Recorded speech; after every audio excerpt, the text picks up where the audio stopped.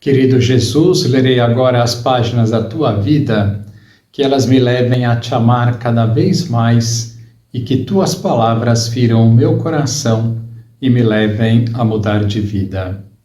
O evangelho de hoje é o evangelho de São Lucas, capítulo 11, versículos 14 a 23. Naquele tempo, Jesus estava expulsando um demônio que era mudo. Quando o demônio saiu, o mudo começou a falar, e as multidões ficaram admiradas. Mas alguns disseram: é por Beelzebu, o príncipe dos demônios, que ele expulsa os demônios. Outros, para tentar Jesus, pediam-lhe um sinal do céu. Mas, conhecendo seus pensamentos, Jesus disse-lhes: todo reino dividido contra si mesmo será destruído, e cairá uma casa por cima da outra. Ora, se até Satanás está dividido contra si mesmo, como poderá sobreviver o seu reino? Vós dizeis que é por Beelzebu que eu expulso os demônios. Se é por meio de Beelzebu que eu expulso demônios, vossos filhos os expulsam por meio de quem? Por isso, eles mesmos serão vossos juízes. Mas, se é pelo dedo de Deus que eu expulso os demônios, então chegou para vós o reino de Deus. Quando um homem forte e bem armado guarda a própria casa, seus bens estão seguros. Mas quando chega um homem mais forte do que ele, vence-o, arranca-lhe a armadura na qual ele confiava e reparte o que roubou. Quem não está comigo está contra mim. E quem não recolhe comigo dispersa. Palavra da salvação. Glória a vós, Senhor. Vamos olhar para Jesus. O evangelho de hoje descreve uma cena ocorrida logo depois que Jesus desceu do Monte Tabor e se deparou com os apóstolos tentando expulsar um demônio de um possesso. É interessante que São Lucas diga que era um demônio mudo. Os autores espirituais dizem que o demônio mudo é aquele que nos induz a calar algo que devíamos falar. Então eles relacionam o demônio mudo com a falta de sinceridade. A sinceridade pode ser vista dentro de 3 âmbitos: sinceridade com Deus, sinceridade com os outros e sinceridade conosco próprios. Hoje eu gostaria de falar da sinceridade conosco próprios, que é muito importante para reconhecer os nossos pecados, tarefa querida especialmente pela Igreja agora na Quaresma. Reconhecer os próprios erros não é nada fácil, pois tendemos a justificar-nos e com isso ficamos como cegos para eles.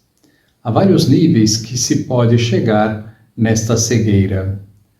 Para falar sobre isso, gostaria de citar umas palavras de um autor, Rafael Llano Cifuentes, no seu livro Vidas Sinceras.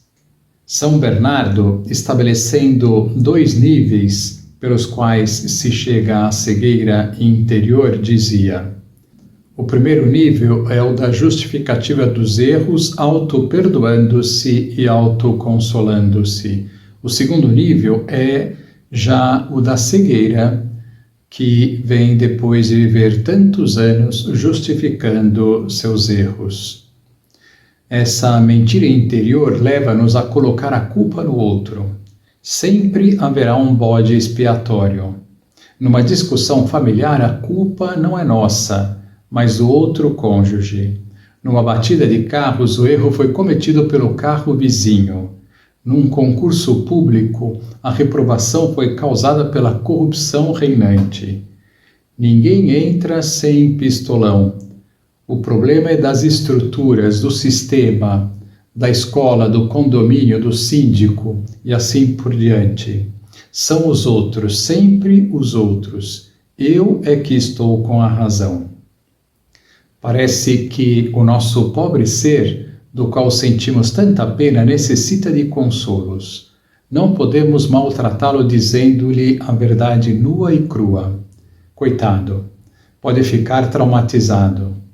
E assim, imperceptivelmente, vamos contando-nos a nós mesmos essas pequenas e grandes mentiras que nos permitem viver satisfeitos conosco no mundo interior acolchoado, benigno e enganador. Essa autossatisfação ou autoconvencimento configura às vezes um tipo humano de certa forma hermético, cristalizado em si próprio, que dificilmente aceita uma correção ou um conselho. É como o sujeito que estava dirigindo na estrada Rio-Petrópolis, ia com o rádio ligado, de repente viu um carro descer a toda velocidade na contramão, na mesma pista que ele. Louco e irresponsável, pensou, é assim que acontecem os acidentes. Pouco depois passou outro carro e mais outro. Mas não é possível. Vivo num país de malucos. É por isso que o Brasil não vai para a frente. Subitamente, o rádio interrompeu a transmissão para dizer: aviso aos motoristas, cuidado, há um carro na Rio-Petrópolis avançando na contramão. E o nosso motorista respondeu imediatamente em voz alta: como um carro? Um monte de carros, são todos uns irresponsáveis. Logo a seguir, ouviu a sirene da polícia que o deteve. Era ele que ia na contramão.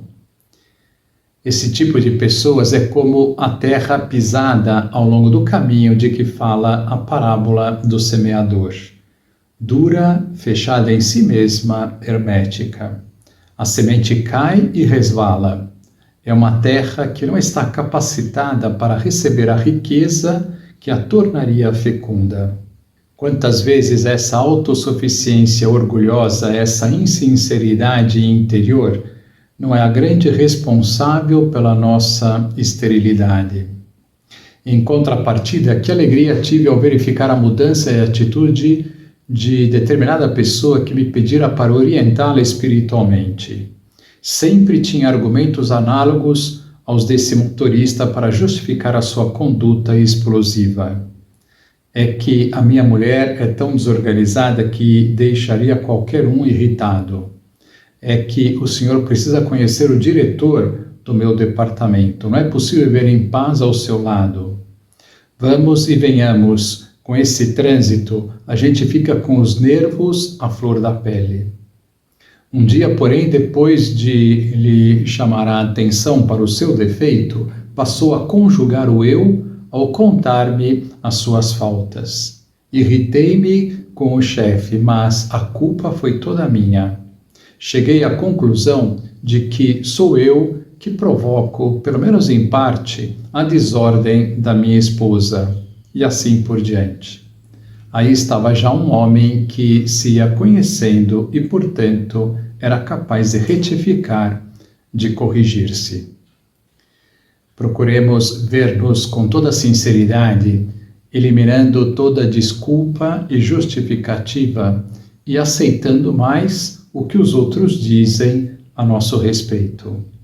Agora vos dou a bênção para este dia, a bênção de Deus Todo-Poderoso, Pai, Filho e Espírito Santo, esteja sempre convosco e permaneça para sempre. Amém.